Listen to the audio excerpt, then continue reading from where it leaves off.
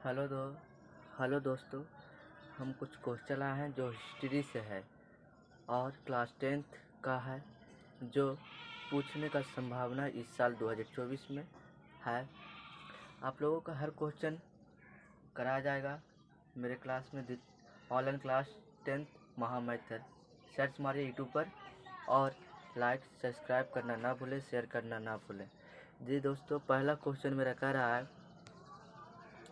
पहला क्वेश्चन बोल रहा है, देखिए पहला क्वेश्चन क्या बोल रहा है दोस्तों।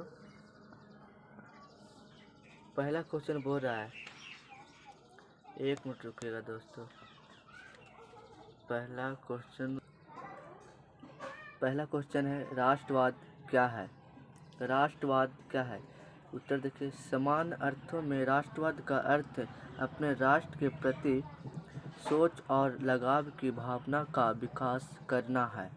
दूसरे अर्थों में राष्ट्रवाद एक ऐसी भावना है जो किसी विशेष भौगोलिक, सांस्कृतिक या सामाजिक परिवेश में रहने वाले लोगों में एकता की वाहक बनती है। आइए दोस्तों, दूसरा क्वेश्चन की ओर चलते हैं। दूसरा क्वेश्चन कह रहा है, यूरोप में राष्ट्रवाद को फैलाने में नेपोलियन बोनापार्ट किस तरह सहायक हुआ। बोलने का मतलब है, यूरोप में राष्ट्रवाद को फैलाने में नेपोलियन पार्ट किस तरह मदद किया। तो आंसर देखिए दोस्तों, पहला आंसर कर रहा है, एक मिनट रुकेगा। यूरोप में राष्ट्रीयता की भावना के विकास में फ्रांस की राज्यक्रांति के पश्चात नेपोलियन आक्रमणों ने महत्वपूर्ण योगदान दिया। फ्रांसीसी क्रांति ने राजनीति को अभिजातीय वर्गीय परिवेश से बाहर कर उसे अखबारों, सड़कों और सर्वसाधारण की वस्तु बना दिया।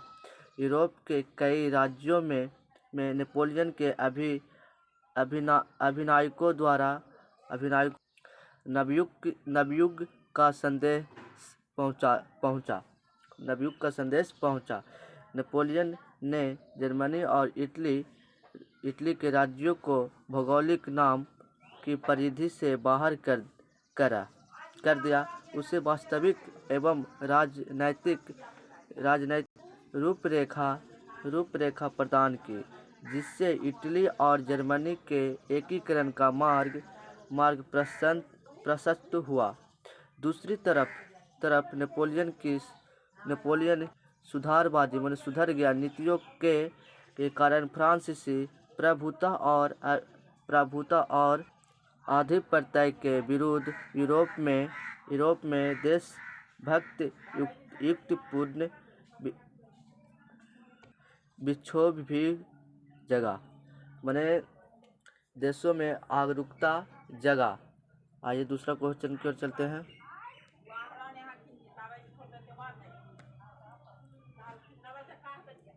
दूसरा क्वेश्चन क्या है दोस्तों, 1830 जुलाई क्रांति का फ्रांस पर क्या प्रभाव पड़ा। 1830 जुलाई क्रांति का फ्रांस पर क्या प्रभाव पड़ता था। 1830 की जुलाई क्रांति के परिणाम स्वरूप फ्रांस में निरंकुश राजशाही का स्थान संवैधानिक गणतंत्र ने ले लिया। इस क्रांति ने फ्रांसीसी क्रांति के विरोध सिद्धांतों पुनर्जीवित किया तथा फ्रांस में उदारवादी धर्म मध्यम वर्ग का राजनीतिक महत्व बढ़ गया। राजनीतिक मध्यम वर्ग जो उदारवादी था ना, उसको बहुत ऊंचा कर दिया गया। जो बड़ा आदमी था उसको ऊंचा कर दिया, छोटा था उसको छोटा में दबा दिया। आगे चलते हैं। आगे कह रहा है, 1848 ईस्वी की फ्रांसीसी क्रांति के क्या कारण थे। 1830 की क्रांति के बाद लुई फिलिप फ्रांस का राजा फ्रांस के राजा बना, उसने अपने विरोधियों को खुश करने के लिए स्वर्णिम मध्यवर्गीय नीति अवलंबन करते हुए सन 1840 में गीजो को प्रधानमंत्री नियुक्त किया। प्रधानमंत्री गीजो को बनाया गया, जो कट्टर प्रतिक्रियावादी था। वह बहुत खराब आदमी था, कट्टर मतलब गुंडा था। किसी भी तरह से वैधानिक, सामाजिक और आर्थिक सुधारों के विरोध था। फिलिप के पास कोई सुधारात्मक कार्यक्रम नहीं था और न ही उसे विदेश नीति में कोई सफलता हासिल हो रही थी। उसके शासनकाल में देश में भूखमरी एवं बेरोजगारी व्याप्त हो गई। सुधारवादियों ने 22 फरवरी 1848 ईस्वी को पेरिस में थियर्थ के नेतृत्व में एक विशाल भोज का आयोजन किया। राजा ने इस पर रोक लगा दी, अतः पेरिस में विरोध प्रदर्शन हुए और जुलूस निकाले गए। इस पर पुलिस ने गोली चला दी, जिसमें अनेक लोग मारे गए।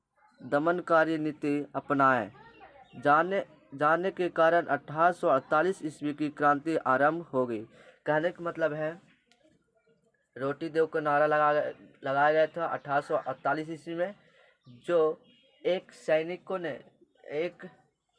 राजा के पास जा रहा था, रोटी दो का नारा लगाया। तो राजा ने बोला कि हर आदमी को, अपने सैनिकों को बोला कि उड़ा दो। तो सैनिकों ने हर आदमी को उड़ा दिया, जिसमें हजारों आदमी मारे गए और कई आदमी घायल हो गए। आइए आगे चलते हैं। 1830 और 1848 की क्रांतियों की समान विशेषताएं क्या थी? आइए सभी मिलकर जानते हैं। सभी क्रांतिकारी प्रतिक्रियावादी और निरंकुश शासन की समाप्ति चाहते थे। वे उदारवाद और राष्ट्रवाद के समर्थन थे। वे वैधानिक शासन की मांग कर रहे थे। दोनों क्रांतियों की एक मुख्य विशेषता यह भी थी कि स्वतंत्र और नागरिक अधिकारियों की सुरक्षा मुख्य मुद्रा था। हम लोगों का भी मुद्रा बहुत महत्वपूर्ण है। बिस्मार्क के कार्यों की चर्चा करें। जर्मनी के एकीकरण में बिस्मार्क की महत्वपूर्ण भूमिका थी। वह विख्यात राष्ट्रवादी और कूटनीतिज्ञ थे। फ्रैंकफर्ट संसद में उनसे भाग लिया। वे रूस और फ्रांस में राजदूत भी रहे। 1862 में वह प्रशा का चांसलर बना। सर्वप्रथम बिस्मार्क ने प्रशा की आर्थिक और राजनीतिक सैनिक शक्ति सुदृढ़ की। तत्पश्चात उसने डेनमार्क 1846, 1864, ऑस्ट्रिया 1866, सेडोवा का युद्ध तथा फ्रांस 1870 सीडान का युद्ध को पराजित कर जर्मनी का एकीकरण हुआ था, जो बिस्मार्क के नाम से जाना जाता है अभी। लौह एवं रक्त की नीति क्या है? लौह एवं रक्त की नीति क्या है? लौह एवं रक्त की नीति का प्रतिपादन बिस्मार्क ने किया था। इस नीति के अनुसार सैन्य शक्ति की सहायता से पूरे जर्मन प्रदेश का एकीकरण करना था। आइए दूसरा क्वेश्चन की ओर। मेटरनिख कौन था? यूरोप इतिहास में वह क्यों विख्यात है? मैंने उसको आने में कैसे आया था यूरोप मेटरनिख इतिहास में? तो मेटरनिख ऑस्ट्रिया का चांसलर था। वह घोर प्रतिक्रियावादी क्रांति का संदेशों का कट्टर विरोधी एवं पुरातन व्यवस्था बनाए रखने का समर्थक था। उसने जिस प्रकार की व्यवस्था यूरोप में स्थापित की उसे मेटरनिख व्यवस्था कहा जाता है। अपनी इसी व्यवस्था के कारण वह यूरोपीय इतिहास में दाखिल हुआ। आइए दूसरा क्वेश्चन की ओर। मेटरनिख युग क्या है? मेटरनिख ऑस्ट्रिया का चांसलर था। वियना कांग्रेस सम्मेलन के द्वारा यूरोप में नेपोलियन युग का अंत हुआ और मेटरनिख युग की शुरुआत हुई। मेटरनिख घोर प्रतिक्रियावादी था तथा राष्ट्रवाद एवं गणतंत्र का विरोधी था। 1848 की क्रांति के द्वारा मेटरनिख युग की समाप्ति हो गई। आइए आगे चलते हैं।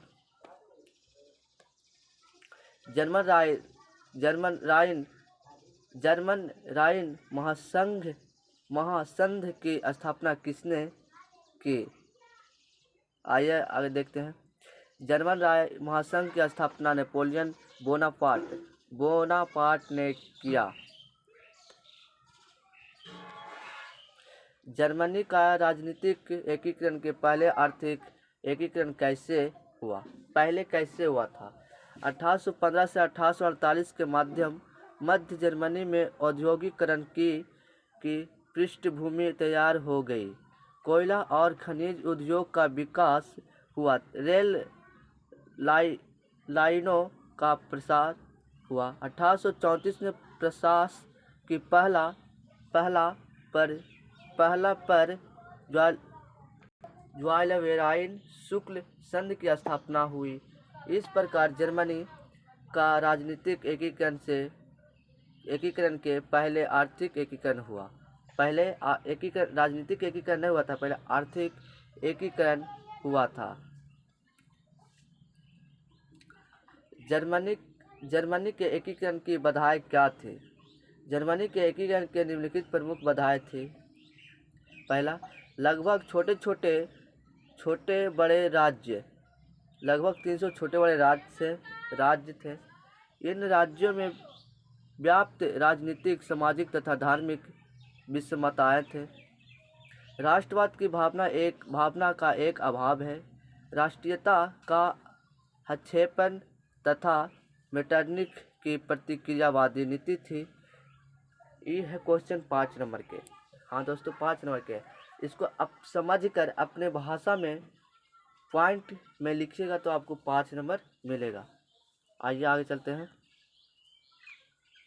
इटली के एकीकरण में काबूल की भूमिका का उल्लेख करें अथवा काबूल का संक्षिप्त परिचय दें। काबूल को इटली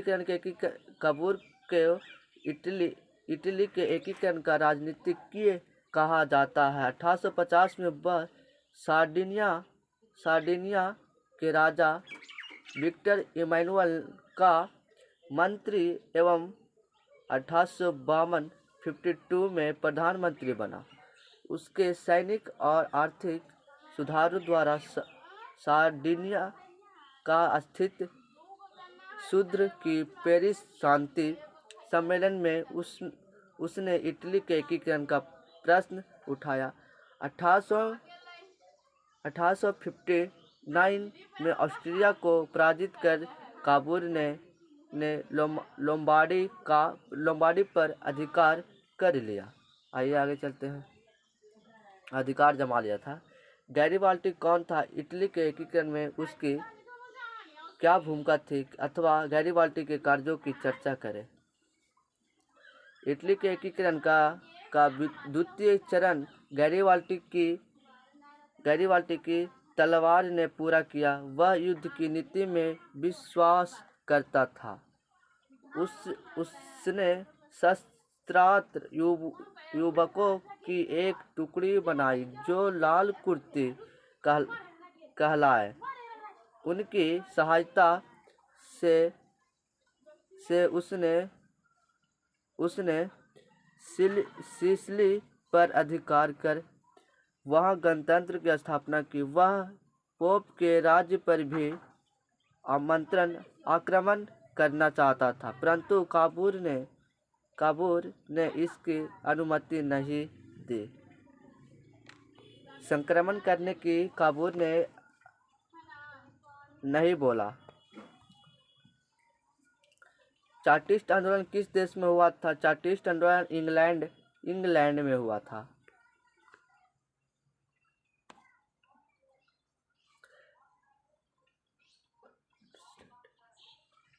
अर्नस्ट रेनल ने राष्ट्रवाद को किस रूप में परिभाषित किया?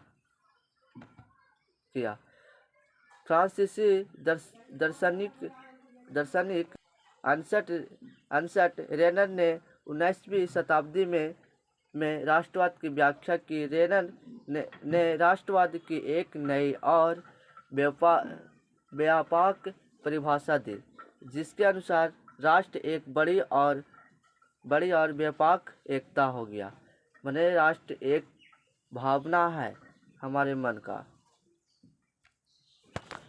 वियना कांग्रेस सम्मेलन में फ्रांस में किस राजवंश की पुनर्स्थापना की गई? वियना कांग्रेस 1815 द्वारा फ्रांस में बूढ़े राजवंश की पुनर्स्थापना की गई। ये आपको 1 नंबर में मिलेगा, 1 नंबर। आइए आगे चलते हैं।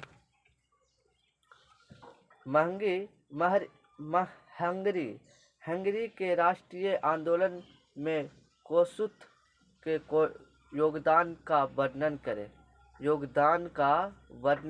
करें। हंगरी में राष्ट्रीय आंदोलन का नेतृत्व कोसुत तथा फ्रांसीसी डिक ने किया। कोस्त लोकतांत्रिक विचारों का समर्थन था। उसने वर्गहीन समाज क्लासेस सोसाइटी के विचारों से जनता को परिचित कराया, जिस पर प्रतिबंध लगा दिया गया। कोसुत ऑस्ट्रियाई अधीनता का विरोध कर यहाँ की व्यवस्था में बदलाव की मांग करने लगा। हंगरी ने राष्ट्रीय आंदोलन में कोसुत के योगदान का वर्णन कहने का मतलब है, नेताओं ने लोगों को अपना नीति लागू कर दिया, तो जो किसान लोग थे वो अपना बोले कि हम लोग का भी कुछ शासन चलना चाहिए, तो लागू हो गया। आगे चलते हैं। फ्रांसीसी क्रांतियों ने सामूहिक पहचान का भाव बढ़ाने के लिए क्या किया? फ्रांसीसी क्रांति आरंभ होने के साथ ही क्रांतिकारियों ने राष्ट्रीय और सामूहिक पहचान की भावना जागने वाले कार्य किए। पितृभूमि और नागरिक जैसे शब्दों द्वारा फ्रांसीसियों में एक सामूहिक भावना और पहचान बढ़ाने का प्रयास किया गया। नए संविधान में सभी नागरिकों को समान आर्थिक देकर समानता की स्थापना पर बल दिया गया। राजवंशीय झंडा के स्थान पर राष्ट्रीय ध्वज के रूप में एक नया फ्रांसीसी झंडा अपनाया गया, जो तिरंगा था। क्षेत्रीय भाषा के स्थान पर फ्रेंच भाषा को प्रोत्साहित किया गया। आइए आगे चलते हैं। वियना कांग्रेस की क्या उपलब्धियां है? आइए आगे चलते हैं क्वेश्चन की ओर।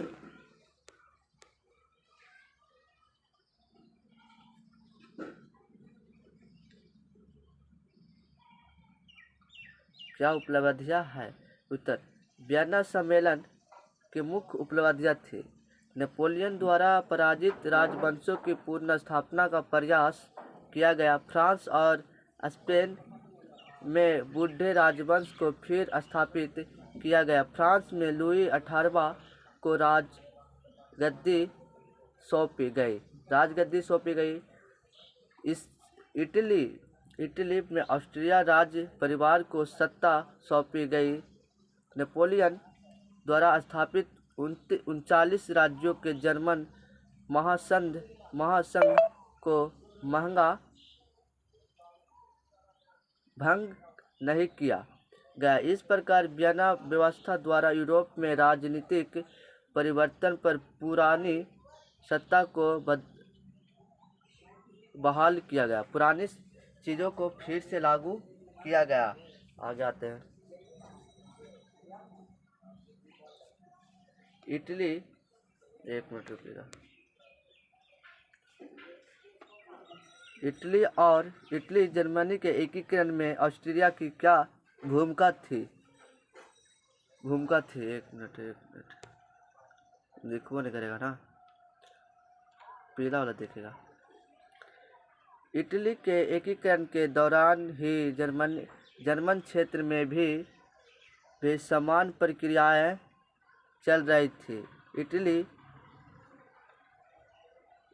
इटली के एकीकरण के मार्ग में ऑस्ट्रिया बाधक बना हुआ था।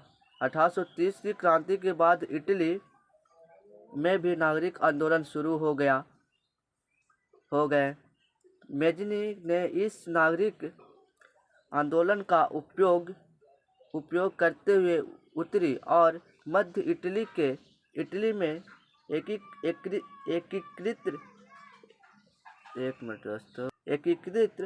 गणराज्य स्थापित करने का प्रयास किया, लेकिन ऑस्ट्रिया के चांसलर मेटरनिख द्वारा इन राष्ट्रवादी नागरिक आंदोलनों को दबा दिया गया, जिससे इटली का एकीकरण रुक गया। जर्मनी में भी राष्ट्रवादी भावना को कुचलने में ऑस्ट्रिया ने मेटरनिख द्वारा दमनकारी कानून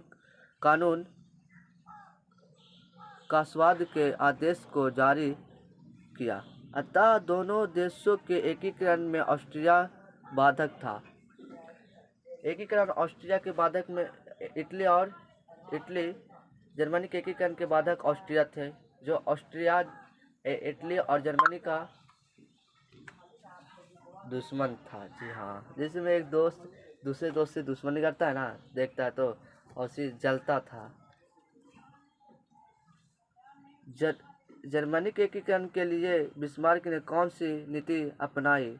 प्रूसिया का राजा विलियम प्रथम ने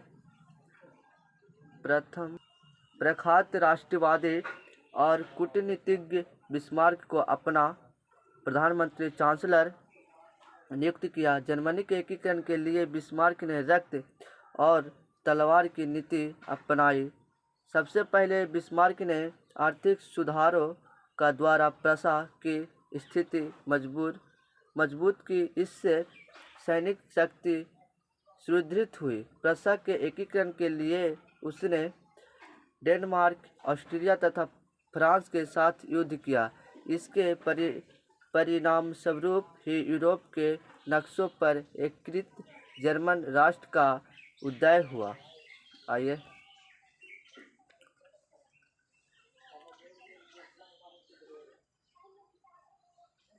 विलियम एक के बगैर जर्मनी का एकीकरण बिस्मार्क के लिए असंभव था। कैसे?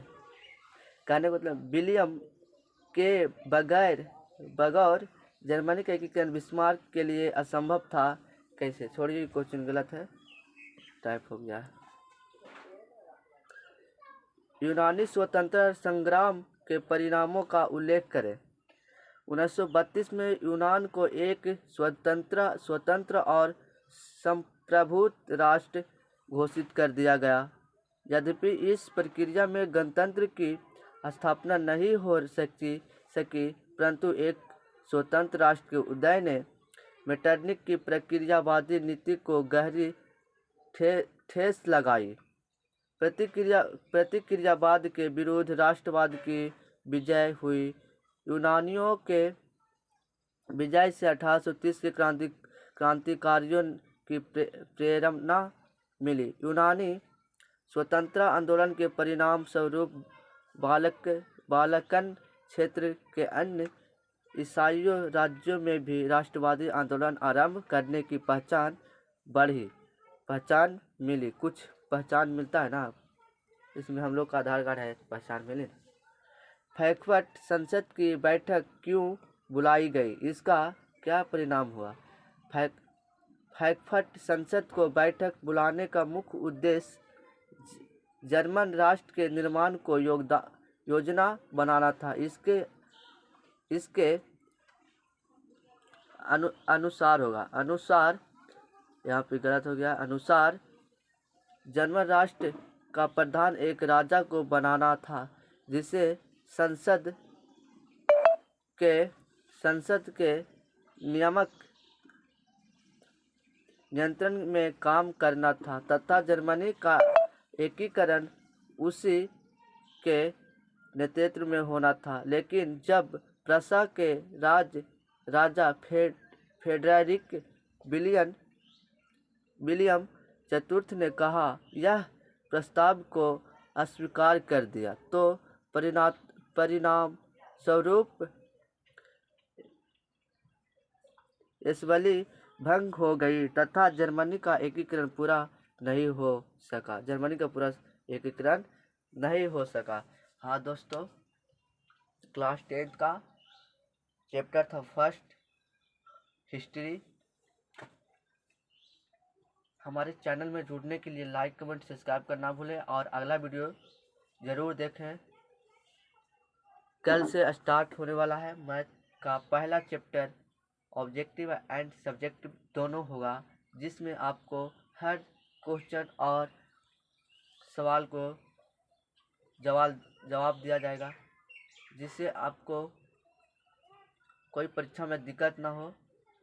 कमेंट में पूछना ज़रूर ना भूलें। थैंक यू दोस्तों। ओके, फिर मिलेंगे कल।